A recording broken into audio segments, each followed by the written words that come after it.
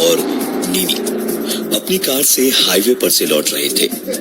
मौज मस्ती का माहौल था। हंसी मजाक गाड़ी के अंदर चल रहा था जब नदी के ऊपर से ब्रिज को क्रॉस करते वक्त अचानक नीनी कांपने लगी और कुछ बोलते बोलते ही वो चीखने लगी। Get out! निकलो कार से बाहर! I said get out! जीको और पिकलू ने पीछे पलट कर देखा और जीको ने बस साइड में गाड़ी लगाने को हल्की सी ब्रेक मारी ही थी जब नीनी जोर से चिल्लाई, गाड़ी मत रोकना जीको! चलते रहना! Don't stop the car! जीको ने भी गाड़ी नहीं रोकी। दोनों लड़के बुरी तरह से घबराए हुए थे कि पता नहीं क्या हुआ। तकरीबन आधा किलोमीटर जाने के बाद नीनी ने खुद ही जीको से गाड़ी रोकने को कहा। जीको और पिकलू दोनों ने ही पूछा, आखिर हुआ क्या था अचानक? तो नीनी ने कहा, There was a spirit in the car. एक आत्मा गाड़ी में आ गई थी। उसके इतना कहते ही जीको ने बेहद घबरा कर पूछा, क्या कह रही हो? आदमी था या औरत? कहीं घोड़ा तो नहीं कोई? यहाँ आसपास में रेस कोर्स है ना। और इतना बोलकर जीको और पिकलू जोर जोर से हंसते हुए नीनी का मजाक उड़ाने लगे। नीनी को थोड़ा बुरा लगा, लेकिन उसे आदत थी इन सब के ऐसे बर्ताव की। फिर भी थोड़ा खींचकर उसने कहा, ओके, मत मानो मेरी बात। यही मेरे ठीक बगल में बैठा था वो। हाथ बढ़ा रहा था मेरी ओर, जैसे मुझे पकड़ना चाहता हो। नीनी का इतना कहना था कि दोनों लड़के जोर जोर से हंसने लगे और उनमें से एक ने कहा, अरे अच्छा हुआ तूने बता दिया कि लड़का था, वरना हमें भी अजीब लगता कि भूतों में भी ऐसे शौक होते हैं। कि लड़की देखी और मूड बन गया। तू भी ना नीनी, बस कर यार। गाड़ी किनारे सड़क पर रोककर ये सारी हंसी मजाक चल ही रही थी और अब रुकने का मतलब भी नहीं था। जीको ने गाड़ी स्टार्ट करने को चाबी घुमाई।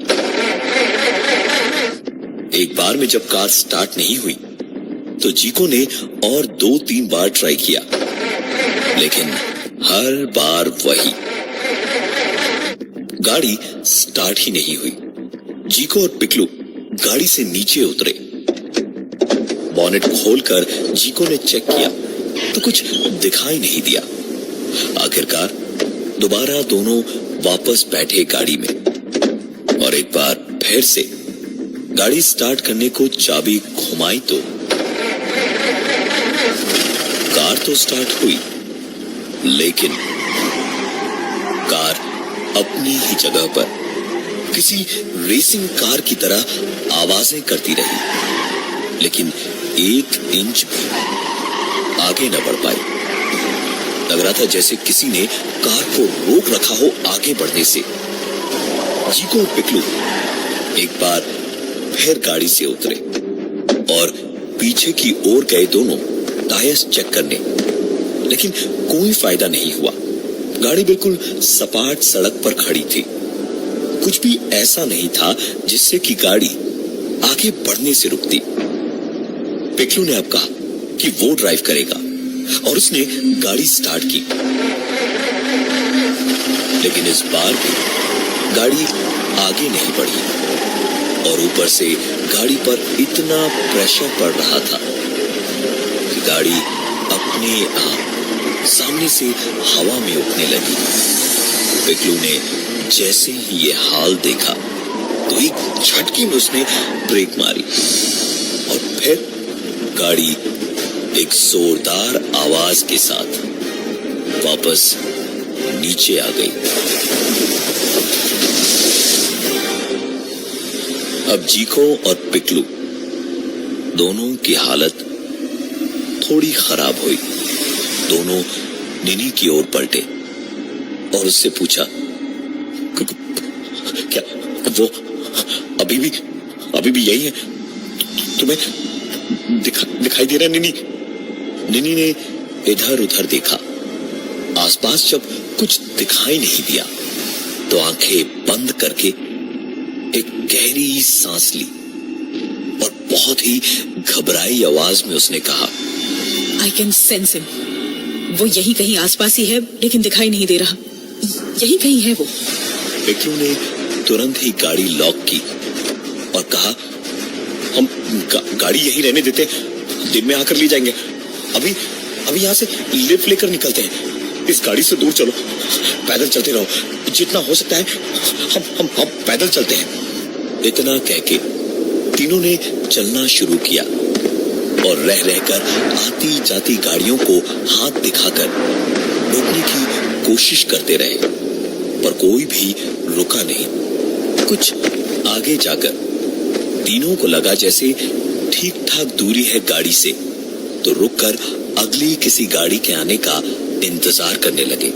निनी थोड़ा पीछे ही खड़ी थी जब जीको और पिक्लू दोनों ही सड़क पर खड़े होकर लिफ्ट मांगने को हाथ दिखा रहे थे। और ठीक उसी वक्त नीनी एकदम से चिल्लाई, जीको, पिक्लू, भागो वहां से, वापस आओ जल्दी, कम बैक फास्ट, जल्दी जल्दी। दोनों ने पलटकर निनी की ओर देखा तो उसकी शक्ल देखकर ही समझ गए कि कुछ तो गड़बड़ है। निनी फिर से चिल्लाई, भागो, दोनों भागो वहां से, वापस आओ, वो वही डिवाइडर पे लेटा हुआ है, इधर ही देख रहा है, get up, run. Oh my God, वो उठ गया है, इधर ही आ रहा है, भागो, भागो दोनों, रन गाइस, रन। दोनों जैसे ही भागकर रास्ते के इस पार इधर आए तो दोनों को निनी ने गाड़ी में बैठने को कहा और तीनों ने गाड़ी में बैठकर गाड़ी के शीशे बंद करके दरवाजे लॉक कर दिए। तीनों की सांस हलक में अटकी पड़ी थी। तीनों समझ नहीं पा रहे थे कि कौन सी मनहूस घड़ी थी जो ये उनके साथ हो गया। आखिर क्यों वो उनके पीछे पड़ा हुआ था। तीनों बिल्कुल अपनी सांस भी धीमे किए हुए बैठे थे गाड़ी में। जब निनी का चेहरा देखकर दोनों और घबरा गए। दोनों समझ गए कि निनी को वो शायद दिखाई दे रहा है, इसलिए पिक्लू ने पूछा, कहाँ है वो अभी? क्या कर रहा है? ये आसपास है क्या वो? हाँ? निनी ने आंखों में आंसू लेकर जीको की खिड़की की ओर उंगली से इशारा करके कहा, वो वहां खड़ा है तुम्हारी खिड़की के बाहर और मुझे मुस्कुरा के तुम्हारी तरफ इशारा कर रहा है। आई थिंक तुम्हें खतरा है जीको। गाड़ी भगा पिक्लू, गाड़ी भगा पिक्लू। जीको डरा सहमा बैठा था और पिक्लू ने तुरंत गाड़ी बढ़ाई, लेकिन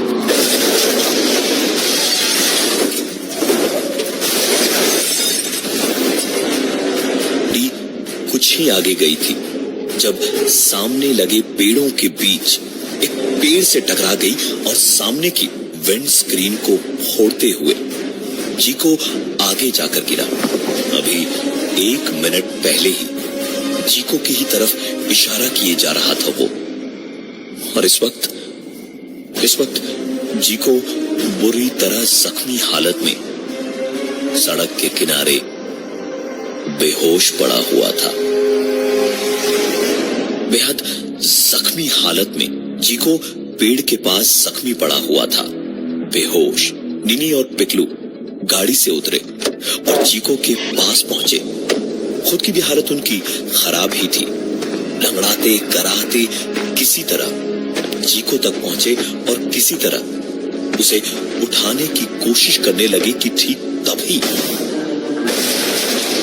उनकी कार, जो आगे की ओर से पेड़ से टकराकर बुरी तरह पिचक चुकी थी, वो अब अपने आप पीछे लगे दूसरे पेड़ को जबरदस्त टक्कर मारे जा रही थी। एक के बाद एक ऐसी टक्करों से गाड़ी पीछे से भी बुरी तरह से पिचक गई थी। जीको तो बेहोश पड़ा हुआ था। निनी और पिक्लू ये नजारा देखते हुए अपनी सांसें भी नहीं संभाल पा रहे थे। इतनी बड़ी एक गाड़ी अपने आप आगे पीछे होकर कभी इस पेड़ से लड़ती तो कभी उस पेड़ से। दोनों बुरी तरह से हाँफ रहे थे, किसी तरह खुद को संभाल कर, बिल्कुल जैसे गाड़ी में चीखी थी वैसे ही निनी दोबारा चीखी। Stop it! Just stop it! रुक जाओ वरना मुझसे बुरा कोई नहीं होगा। मैं कह दे रही हूँ, छोड़ूंगी नहीं तुम्हें। मैंने कहा ना, रुक जाओ।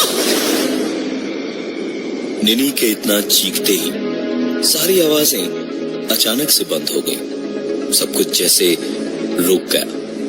कुछ भी और सोचने समझने का नहीं था।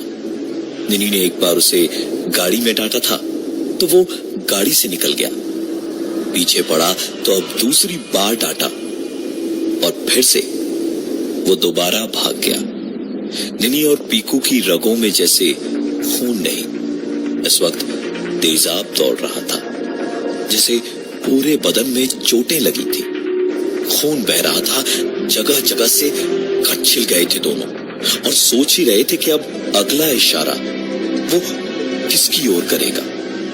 बिना एक भी पल बर्बाद किए निनी और पीकू ने जीको को अपने कंधे के सहारे किसी तरह उठाया और उठाकर सड़क की ओर ले जाने लगे।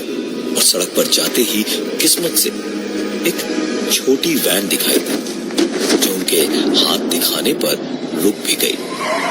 गाड़ी के रुकते ही जीको को लेकर निनी और पिकलू बिना वक्त बर्बाद किए उसमें चढ़ गए और हाँफते हाँफते बैठे ही थे जब वैन का ड्राइवर थोड़ी भारी और सर्द आवाज में बोला, बेहोश हो गया है, घबराओ मत, बस 2 किलोमीटर का रास्ता है, आगे वो कुछ नहीं कर पाएगा, पार कर गए तो कुछ नहीं होगा, वरना मैं भी नहीं बचा पाऊंगा।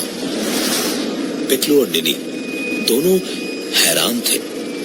उन्हें कुछ समझ नहीं आ रहा था कि ये सब क्या हो रहा था। पिकलू ने उसी हैरानी भरे चेहरे से पूछा, पर आपको ये सब कैसे पता?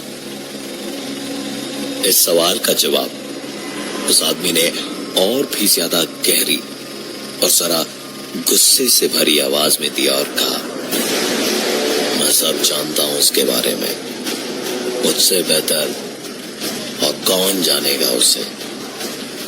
बाप हूं मैं उसका, मेरा बेटा था वो, और अब मरा हुआ बेटा है वो। बेहोश जी को एक और पड़ा था और निनी और पिकलू दोनों के दोनों हैरानी भरी आंखों से उस ड्राइवर की ओर देखते हुए बैठे हुए थे। उस आदमी ने ये तो बता ही दिया था कि वही उस लड़के का बाप था जिसकी आत्मा उनके पीछे लगी हुई थी। इसके आगे उस आदमी ने बताया, मेरा छोटा मोटा सा ट्रैवल्स का काम था और मेरा कमाया हुआ एक एक पैसा मैं किसी तरह इसी के लिए बचा कर रखता था, लेकिन इसको कभी ना मेरी कद्र हुई और ना ही मेहनत की। देखिए, इसकी माँ तो पैदा होते ही चल बसी थी, मैं ही इसका माँ बाप सब कुछ था। इसकी खुशी के लिए मैंने दूसरी शादी नहीं की। इसको एक बाप जो भी दे सकता है, जितना भी कर सकता है, उससे कहीं ज्यादा बढ़कर किया। लेकिन मेरे ही कोई बाप रहे होंगे जो कि ऐसा कपूत जन्मा हमारे खानदान में। रात की बात है, 17 साल का था ये। मुझे रात को गल्ले के पास खटपट सुनाई दी तो मैंने शोर मचाया और मेरे बेटे को खतरा ना हो इसलिए उसका दरवाजा बाहर से बंद कर दिया। वो अंदर ही सो रहा था चादर ओढ़कर। एक आदमी शॉल ओढ़ के भागता हुआ दिखाई दिया तो मैं उसके पीछे भागा। वो बाइक पर भागा, मैं उसके पीछे अपनी सी वैन में था। जैसे जैसे वो दूर जा रहा था, मेरा गुस्सा बढ़ता जा रहा था। मेरे बेटे की कॉलेज और कोचिंग की फीस थी उसमें। मैंने एक एक पैसा बचाकर उसे इंजीनियर बनाने का सपना देखा था। काफी देर तक उसका पीछा करने के बाद मैंने गुस्से में हाईवे खाली देखा तो उसकी बाइक को टक्कर मार दी और वो बाइक वाला गिर गया। काफी बुरी तरह से गिरा था। खून की लकीरें सड़क पर काफी लंबी बनी थी। उससे अपने बेटे के कॉलेज और कोचिंग की फीस के पैसे वापस छीनने गया तो कॉल हटाकर देखा वो मेरा ही बेटा था। वो मेरा ही बेटा था। अपने कमरे में तकिए को चादर उड़ाकर भागा था। जुए की लत लग गई थी उसे। मेरा सब कुछ एक पल में बर्बाद हो गया मेरे ही हाथों से। उस आदमी ने अपनी कहानी खत्म की और ठीक उसी वक्त जीको को होश आने लगा। निनी और पिकलू भी काफी खुश हो गई ये देखकर। और उस आदमी ने कहा था ना, 2 किलोमीटर के बाद कुछ नहीं करेगा। रोज ऐसे ही कईयों को बचाता हूं अपने बेटे से। जाइए आगे, आराम से जाइए। कहते हैं ना कि जाको राखे साइयां, मार सके ना कोई। दिन बीतते गए। जीको, पिकलू और निनी के दिमाग में इस रात की यादें मिटी तो नहीं, लेकिन धीमे धीमे धुंधली पड़ गई। एक रात की बात है, तकरीबन 6 महीने के बाद तीनों एक बार फिर रात को पार्टी करके उसी रास्ते से लौट रहे थे जब अचानक उनकी गाड़ी में गेट आउट, निकलो कार से बाहर। ओए सेठ, गेट आउट। गाड़ी मत रोकना जीको। डोंट स्टॉप द कार, चलाते रहो।